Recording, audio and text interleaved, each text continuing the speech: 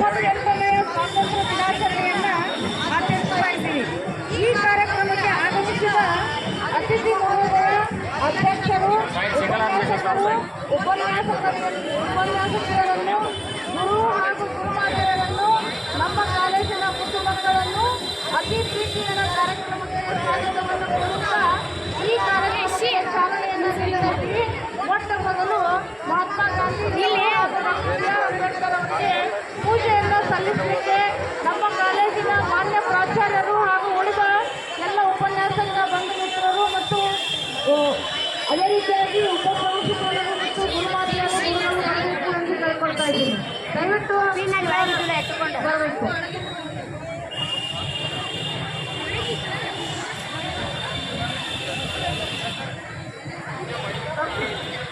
Doctor B R Ambedkar ಹಾಗೂ ಮಹಾತ್ಮ ಗಾಂಧಿಯವರ ಪೂಜೆಯನ್ನು ನೆರವೇರಿಸಲಿಕ್ಕೆ ಬರ್ತಾ ಇದ್ದಾರೆ. ನಮ್ಮ ಕಾಲೇಜಿನ ಮಾನ್ಯ ಪ್ರಾಚಾರ್ಯರು ಎಂ.ಎಲ್. ಪಾಟೀಲ್ ಸರ್ ಹಾಗೂ ಉಪಪ್ರಾಂಶುಪಾಲರು ಲಕ್ಷ್ಮಣ್ ಸರ್.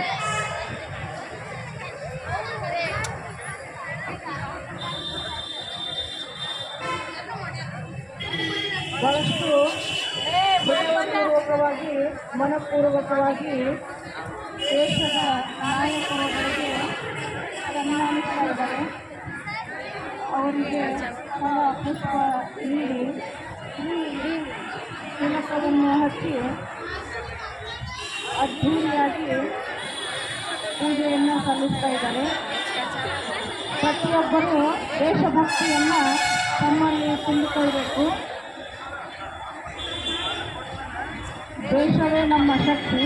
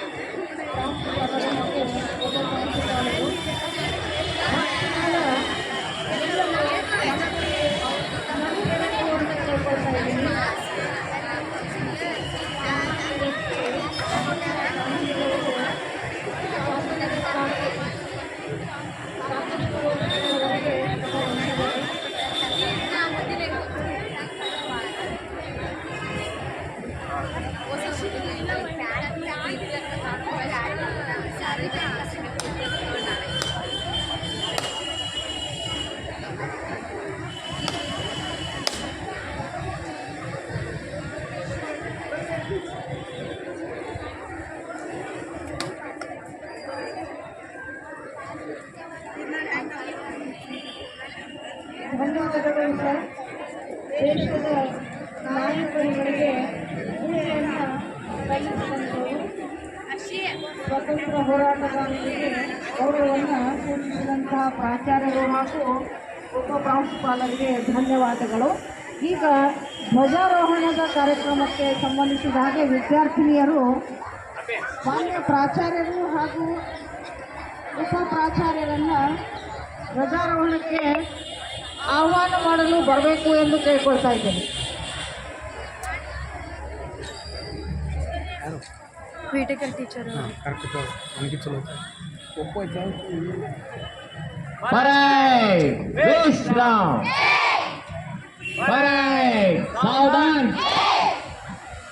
ಸರಿ ನಿಂತ್ಕೊಳ್ರಿ.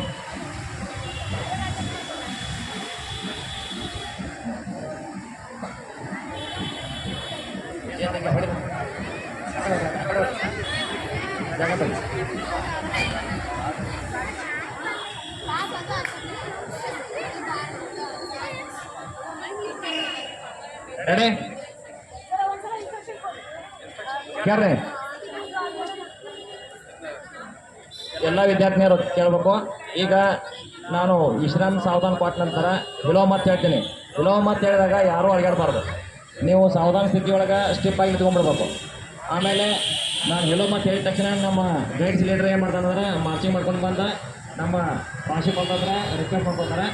ಆಮೇಲೆ ಧ್ವಜಾರೋಹಣ ಆಗ್ತೈತಿ. ಧ್ವಜಾರೋಹಣ ಆದ ತಕ್ಷಣ ಮೇಡಮ್ ಅವ್ರು ಏನು ಮಾಡ್ತಾರೆ, ಇಲ್ಲಿ ರಾತ್ರಿ ಸಲಾಮ್ ಕೊಡ್ತಾರೆ. ಹೌದಾ? ಅವಾಗ ಕೊಟ್ಟಾಗ ನೀವೆಲ್ಲರೂ ಏನು ಮಾಡ್ಬೇಕಾರೆ ಸೆಲ್ಯೂಟ್ ತೊಗೋಬೇಕು. ಸೆಲ್ಯೂಟ್ ತೊಗೊಂಡು ಹಿಡ್ದಿರ್ತಾರೆ. ಆ ನಂತರ ರಾಷ್ಟ್ರಗೀತೆ ಸ್ಟಾರ್ಟ್ ಆಗುತ್ತೆ. ನಮ್ಮ SDMC ಸದಸ್ಯರಾಗಿರ್ತಕ್ಕಂಥ ಬಾರಿಗಡ್ ಸರ್ ಆಗಮಿಸಿದ್ದಾರೆ. ಅವರಿಗೆ ತುಂಬ ಹೃದಯದ ಸ್ವಾಗತವನ್ನು ಬಯಸ್ತಾರೆ. ಬರ್ ಸರ್.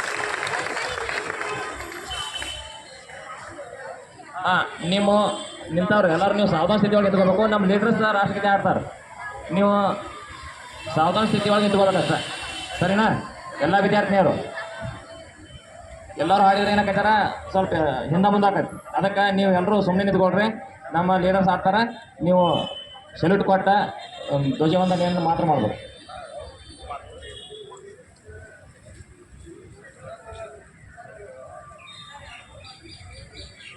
ನಮ್ಮ ಪ್ರೌಢಶಾಲಾ ವಿಭಾಗದ ಇನ್ನೋರ್ವ SDMC ಸದಸ್ಯರಾಗಿರ್ತಕ್ಕಂಥ ಶ್ರೀಯುತ ಮೋಹನ್ ಕುಮಾರ್ ಸಬ್ರಾಜ್ ಸರ್ ಆಗಮಿಸಿದ್ದಾರೆ. ಅವರಿಗೆ ತುಂಬ ಹೃದಯದ ಸ್ವಾಗತವನ್ನು ಬಯಸ್ತಾ ಇದ್ದಾರೆ.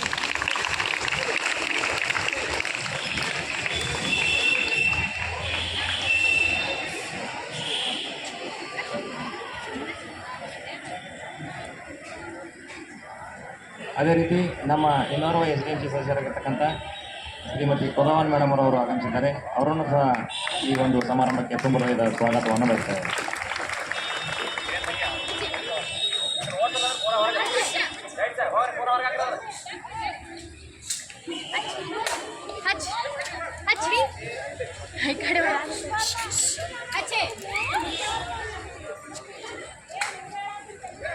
ರೆಡಿ?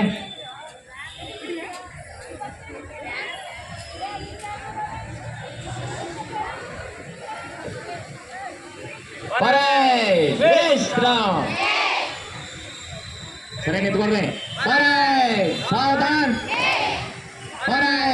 ವಿರಾಮ.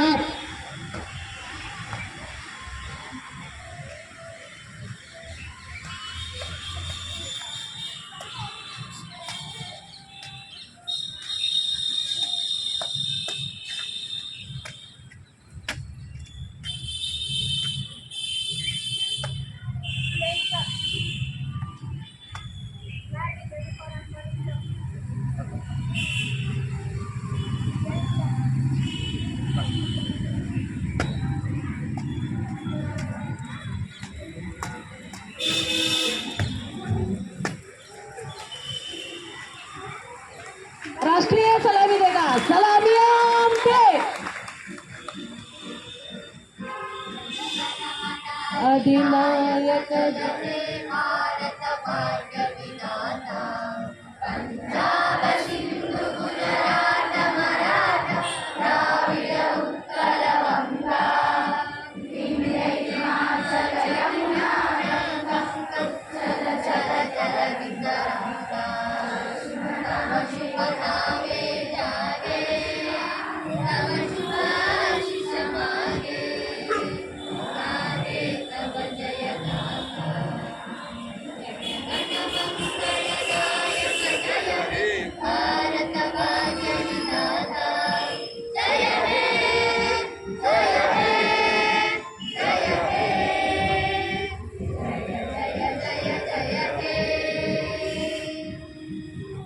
हाथ नीचे. भारत माता की जय. भारत माता की जय. वंदे वंदे मातरम. मातरम वंदे मातरम. मातरम मातरम वंदे मातरम. भारत माता की जय. भारत माता की जय.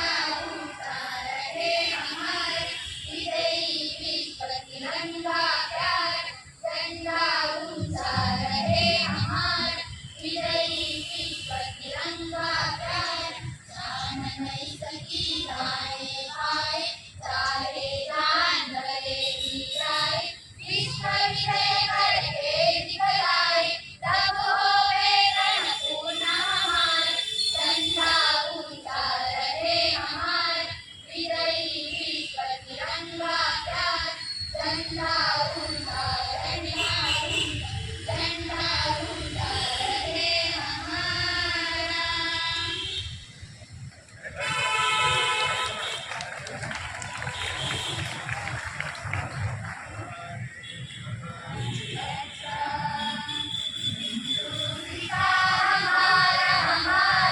सारे जहां से अच्छा दूसरा हमारा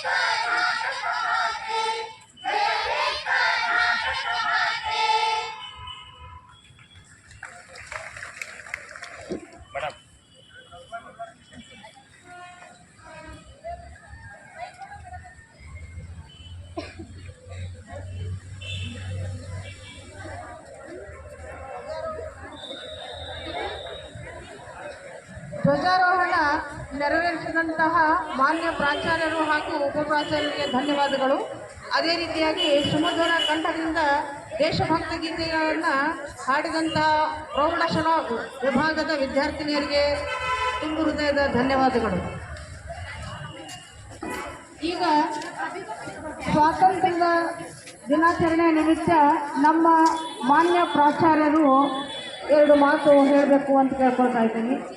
ದಯವಿಟ್ಟು ಮಾತನಾಡಿ.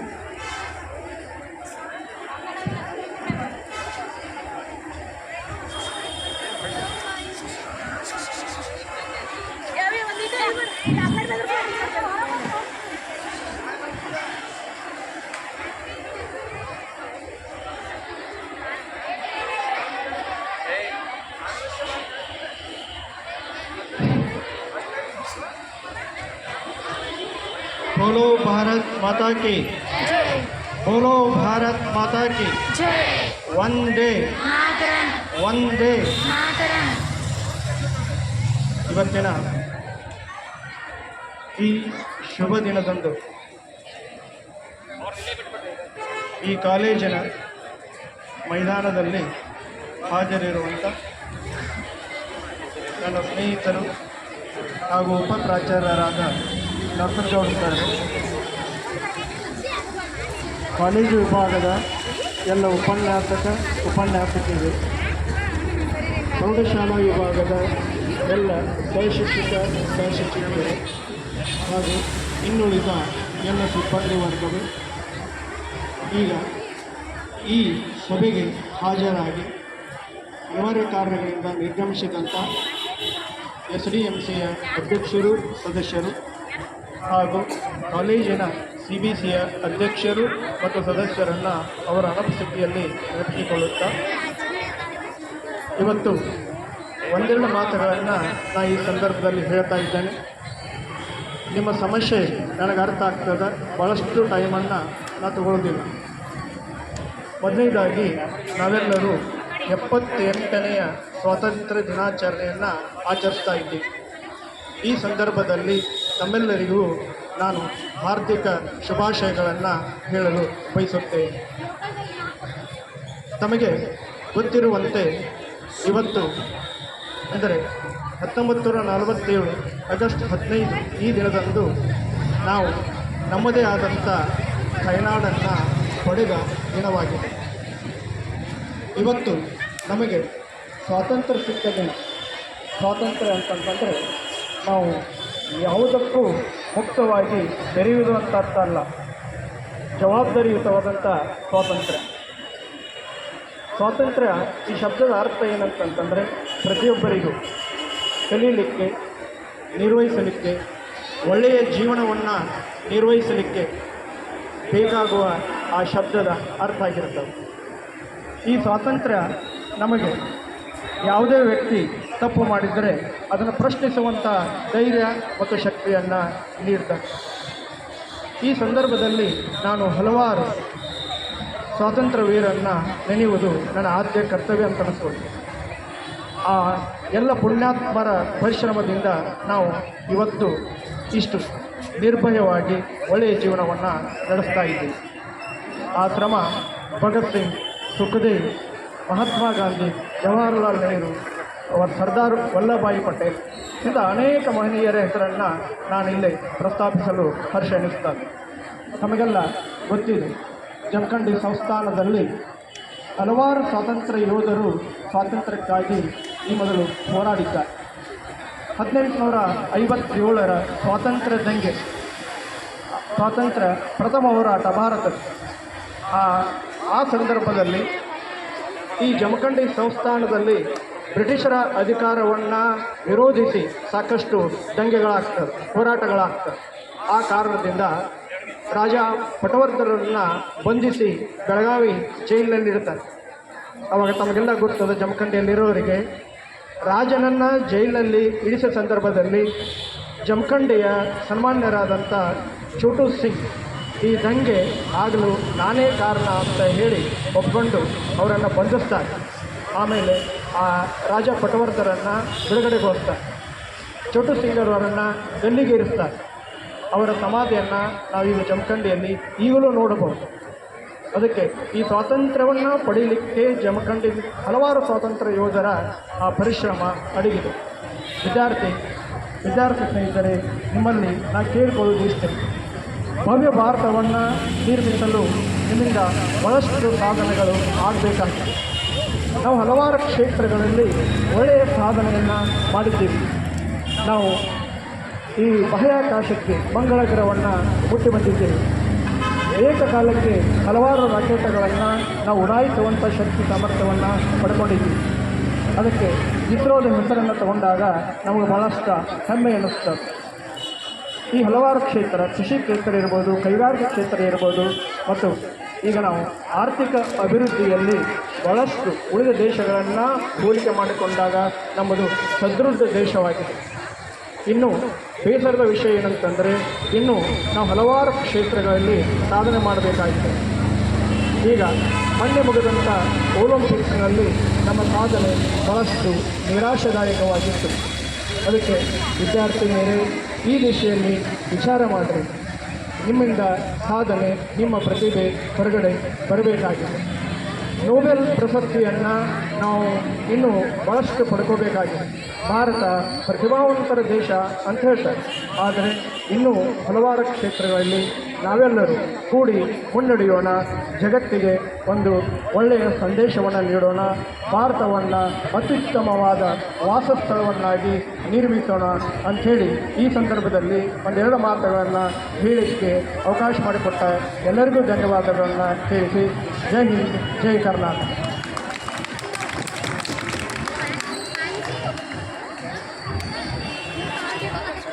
ಧನ್ಯವಾದಗಳು ಸರ್.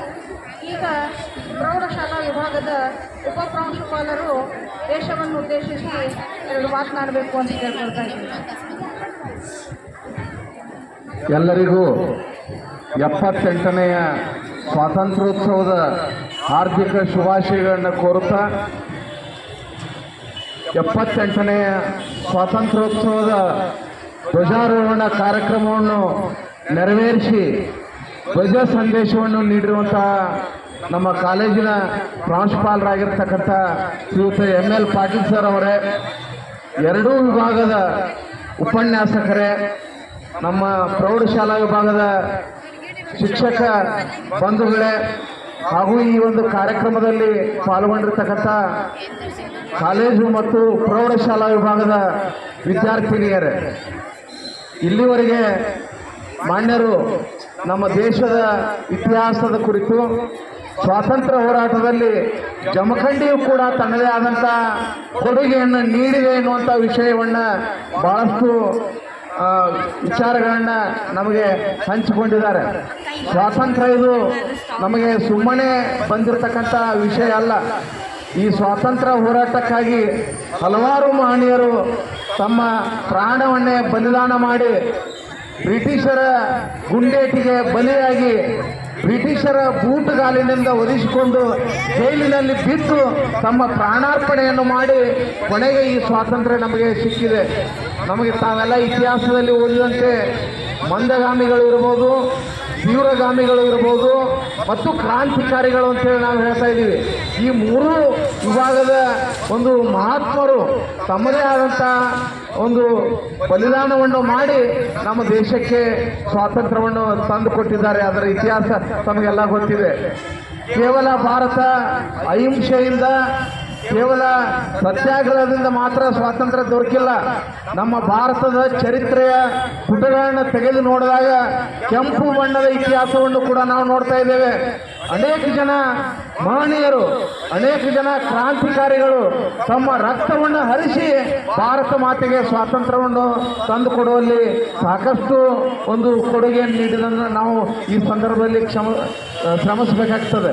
ಹೀಗಾಗಿ ಎಲ್ಲ ವಿದ್ಯಾರ್ಥಿನಿಯರಲ್ಲಿ ನಾನು ಕೇಳಿಕೊಳ್ಳೋದೇನೆಂದರೆ, ನಮಗೆ ಬಂದಿರತಕ್ಕಂಥ ಈ ಸ್ವಾತಂತ್ರ್ಯವನ್ನು ನಾವೆಲ್ಲರೂ ಕೂಡ ಭಾಳಷ್ಟು ಇವತ್ತು ಅನುಭವಿಸ್ತಾ ಇದ್ದೀವಿ. ನಾವಿವತ್ತು ಸ್ವತಂತ್ರವಾಗಿ ಬದುಕ್ತಾ ಇದ್ದೀವಿ ಅಂತಂದರೆ, ಸ್ವತಂತ್ರವಾಗಿ ಸ್ವತಂತ್ರವಾಗಿ ಶಿಕ್ಷಣವನ್ನು ಪಡಿತಾ ಇದ್ದೀವಿ ಅಂದ್ರೆ ನಮಗೆ ಸಿಕ್ಕಿರ್ತಕ್ಕಂಥ ಸ್ವಾತಂತ್ರ್ಯವೇ ಕಾರಣ ಇವತ್ತು. ಇಲ್ಲದೆ ಹೋಗಿದ್ರೆ ನಮಗೆ ಸ್ವಾತಂತ್ರ್ಯ ಇಲ್ಲದೆ ಹೋಗಿದ್ರೆ ನಮಗೆ ಶಿಕ್ಷಣ ಪಡಿಲಿಕ್ಕೆ ಆಗ್ತಿದಿಲ್ಲ. ನಾವು ಬ್ರಿಟಿಷರ ಗುಲಾಮರಾಗಿ ನಾವು ಬದುಕಬೇಕಾಗಿತ್ತು. ಇವತ್ತು ನಾವೆಲ್ಲ ಸ್ವತಂತ್ರವಾಗಿ ಬದುಕ್ತಾ ಇದ್ದೇವೆ. ಇವತ್ತು ನಮ್ಮ ದೇಶ ಇಡೀ ಜಗತ್ತಿನಲ್ಲಿಯೇ ವಿಶ್ವಗುರು ಆಗುತ್ತಾ ತನ್ನ ದಾಪುಗಾಲನ್ನು ಹಾಕ್ತಾ ಇದೆ. ಪ್ರತಿಯೊಂದು ಕ್ಷೇತ್ರದಲ್ಲಿ ಕೂಡ ಅನೇಕ ಕೊಡುಗೆಗಳನ್ನು ನಮ್ಮ ದೇಶ ನೀಡ್ತಾ ಇದೆ. ಆದರೂ ಕೂಡ ದೇಶದಲ್ಲಿ ಇನ್ನೂ ಹಲವಾರು ಸಮಸ್ಯೆಗಳು ತಾಂಡವಾಡ್ತಾ ಇರುವಂಥದ್ದನ್ನು ನಾವು ನೋಡ್ತಾ ಇದ್ದೀವಿ. ಜಾತಿ ವ್ಯವಸ್ಥೆ ನಮ್ಮಲ್ಲಿ ಇನ್ನೂ ಜೀವಂತವಾಗಿದೆ, ಭ್ರಷ್ಟಾಚಾರ ಇದೆ, ಭಯೋತ್ಪಾದನೆ ಇದೆ, ಇನ್ನೂ ಅನೇಕ ಮೂಢನಂಬಿಕೆಗಳು ನಮ್ಮಲ್ಲಿವೆ. ಹೀಗಾಗಿ ಅವೆಲ್ಲವನ್ನು ಕೂಡ ನಾವೆಲ್ಲ ಮುಂದಿನ ಭವಿಷ್ಯದ ವಿದ್ಯಾರ್ಥಿನಿಯರು ಅವುಗಳ ವಿರುದ್ಧ ಹೋರಾಟವನ್ನು ಮಾಡಿ ನಮ್ಮ ಭಾರತ ದೇಶ ನಾವೆಲ್ಲ ಎಷ್ಟೇ ದೇಶದಲ್ಲಿ ಹಲವಾರು ಒಂದು ಜಾತಿ ಇರ್ಬೋದು, ಧರ್ಮ ಇರ್ಬೋದು, ಹಲವಾರು ಜನಾಂಗ ಇರ್ಬೋದು, ಎಷ್ಟೆಲ್ಲ ಇದ್ರೂ ಕೂಡ ಭಾರತ ವೈವಿಧ್ಯತೆಯಲ್ಲಿ ಏಕತೆಯನ್ನು ಹೊಂದಿರತಕ್ಕಂಥ ರಾಷ್ಟ್ರವಾಗಿದೆ.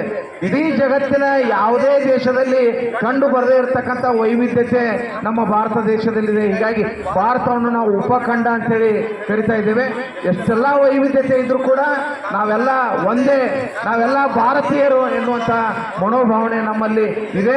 ನಾವೆಲ್ಲ ದೇಶಭಕ್ತಿಯಿಂದ ನಾವೆಲ್ಲ ನಡೆದುಕೊಳ್ಬೇಕು. ನಮ್ಮ ಪಾಲಿನ ಕರ್ತವ್ಯವನ್ನು ನಾವು ಅತ್ಯಂತ ಶ್ರದ್ಧೆಯಿಂದ ಪ್ರಾಮಾಣಿಕತೆಯಿಂದ ಮಾಡಿದರೆ ಅದೇ ನಾವು ದೇಶಕ್ಕೆ ಕೊಡ್ತಕ್ಕಂಥ ಒಂದು ಮಹಾನ್ ಕೊಡುಗೆ ಎನ್ನುವಂಥ ಮಾತನ್ನು ಹೇಳ್ತಾ ಈ ಸಂದರ್ಭದಲ್ಲಿ ಭಾಗವಹಿಸಿದಂಥ ಎಲ್ಲರಿಗೂ ಕೂಡ ನಾನು ಅಭಿವಂದಿಸಿ ನನ್ನ 2 ಮಾತುಗಳನ್ನು ಮುಗಿಸ್ತಾ ಇದ್ದೇನೆ. ನಮಸ್ಕಾರಗಳು. ಜೈ ಹಿಂದ್, ಜೈ ಕರ್ನಾಟಕ ಮಾತೆ. ಧನ್ಯವಾದ.